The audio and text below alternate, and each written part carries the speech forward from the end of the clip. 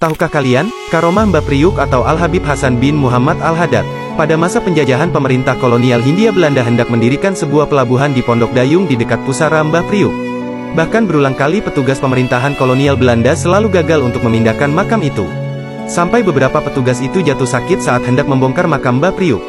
Bahkan, orang Belanda pada saat itu, ia pernah melihat ada orang berjubah putih memegang tasbih, pada saat makam Mbah Priuk mau dipindah. Orang Belanda lalu mencari seorang yang bisa berdialog dengan sosok itu. Lalu sosok itu berkata, kalau mau dipindahkan temui adik saya yang di Palembang namanya Habib Zain bin Muhammad Al-Haddad. Setelah Habib Zain berkomunikasi dengan Habib Hasan atau Mbah Priuk, barulah makam tersebut bisa dipindahkan ke Koja, Jakarta Utara. Makam itu pun masih berdiri kokoh di tengah hiruk pelabuhan Tanjung Priuk hingga saat ini. Ketika makam Mbah Priuk sudah dipindah, pada saat itu terjadilah eksekusi tahap kawasan makam Mbah Priuk yang ada di dalam area terminal peti kemas Tanjung Priuk. Kerusuhan dan bentrok pun terjadi warga dengan Satpol PP yang ingin menggusur makam Mbah Priuk pada tanggal 14 April tahun 2010. Pada saat itu terjadilah keanehan di luar nalar ketika 80 Satpol PP ingin masuk ke area makam, dan beberapa alat backhoe, alat berat, yang ingin merobohkan gapura pintu gerbang makam, tiba-tiba mati tak bisa dikendalikan sama sekali. Ketika rombongan Satpol PP ingin mencoba masuk ke dalam makam, tiba-tiba segerombol burung keluar dari atas makam Mbah Priuk.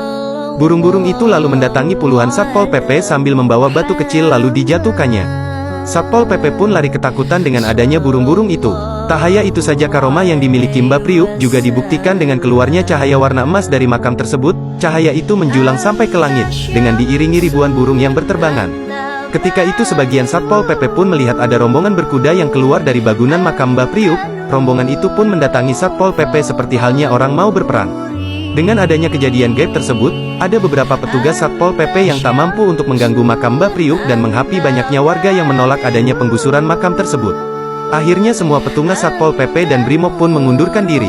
Makam Mbah Priuk pun tak jadi dipindah dan bangunan makam saat ini masih berdiri tegak seperti sebelumnya. Dengan adanya kejadian itu, akhirnya makam Mbah Priuk sampai saat ini menjadi tempat keramat dan bersejarah, selalu banyak dikunjungi penziarah dari berbagai penjuru pelosok untuk mengalap keberkahan Habib Hasan atau Mbah Priuk. Nah, itulah salah satu karomah dari Mbah Priuk. Bahkan karomah Mbah Priuk masih banyak yang belum kita ketahui. Wallahu a'lam bishawab.